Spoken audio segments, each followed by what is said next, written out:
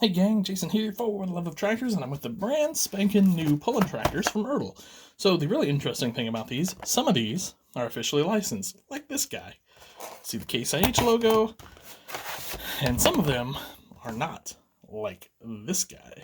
So John Deere definitely was not about licensing these for use for Ertl, so that's okay. Um, it's interesting. I'd like to know the story behind that, but I probably never will. So this is what I could find locally here, and I thought it was worth taking a look at. I'm going to pop all these out of the package just to get a look at them. Okay, guys, so here's our lineup, and I'm going to do them all at once because, if we're honest, they're basically the same tractor with some different decaling and things of that nature.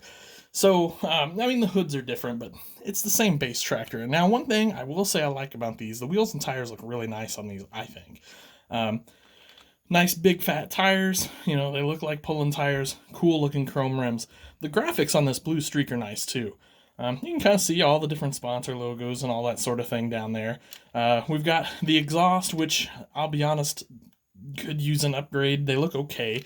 And then, you know, back to this same old Ertl. Why do we even bother putting a steering wheel on it if it's not going to look anything like a steering wheel?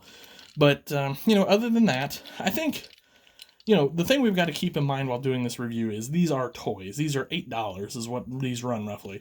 And so we're not going to get any sort of wheelie bars or anything like that back there. And we do get some weights up front. They are plastic. They are just certainly molded into that bracket there, so no individual weights. And if we look under there, we've got, you know, 2020 Tomy, Ertl, made in China, all that stuff that we sort of expect these days. I think the New Holland is a great looking one, personally, especially if you kind of set it back and can kind of avoid, you know, like the plastic roll cage, things of that nature. So here's the big buck. So this is supposed to be a John Deere, of course. Now, none of the green is even anywhere close to John Deere green on this thing. This green's super dark. That green is obviously like Steiger green. Same wheels and tires, same weights, just green molded this time. Now, the John Deere gets a little hitch thing up front, which the New Holland also gets, but the two Case IHs do not, which I kind of find interesting. And then we get a single stack up here on the hood of the Big Buck. The decals on the Big Buck look all right. I mean, that's kind of a neat little scheme there, I think. And again, pretty Spartan as far as the rear end goes. Now, the Magnum Mater Max. This is a kind of a cool flame paint job on this. Again, this is an officially licensed one. Flames carry over to the fenders, which I think is pretty neat. And then we get a big single exhaust stack there, which looks, you know, okay. Certainly looks better than those on the New Holland. And then the John Deere is quite a bit smaller, if you'll notice. Now, moving on over. We've got the freedom to farm. So, you know, we've got kind of a red, white, and blue scheme. Interestingly enough, kind of like the rising sun background there, which is sort of interesting. But anyway, another neat looking piece. Nice graphics on that with the flag, and the freedom to farm looks good and crisp. We've got the Case IH there, as we do on the other, that one, and then the New Holland. Weights are, again, basically the same weight, but without that little hitch pin. I'll just, oh, well, that's interesting. That one does not have the hole. Don't know if you can see that very well or not. The John Deere does. So, kind of interesting there. Anyway, guys, so these are $8. Now, are these ever going to be collectible? Highly doubt it. I would be shocked if these are ever collectible.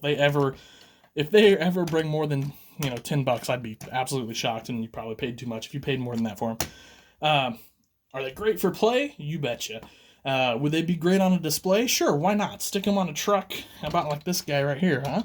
You know, look at that. Got him on a little flatbed gooseneck trailer there. He's ready to roll. So, yeah, I mean, I think they're neat for that. If you wanted to gussy these up, good steering wheel, paint some of the plastic so that it doesn't look like plastic, and maybe add some controls and things like that. And I do think you've got potential here. So, do these have customization potential? 100%. So, anyway, guys, there you go. There's kind of my quick and easy take on these new Pullin Tractors from Ertl and Tommy, whatever we call them. And I hope you like them. Like I said, you can find these everywhere. For the farm stores, most toy dealers have them at this point. Like $8. So pretty inexpensive. Like I said, lots of plastic, not a ton of detail, but still kind of a neat little tractor. So, all right, guys. I hope you have a great day. Hope you have a happy new year. Anyway, thanks for watching, guys, and happy tractor hunting.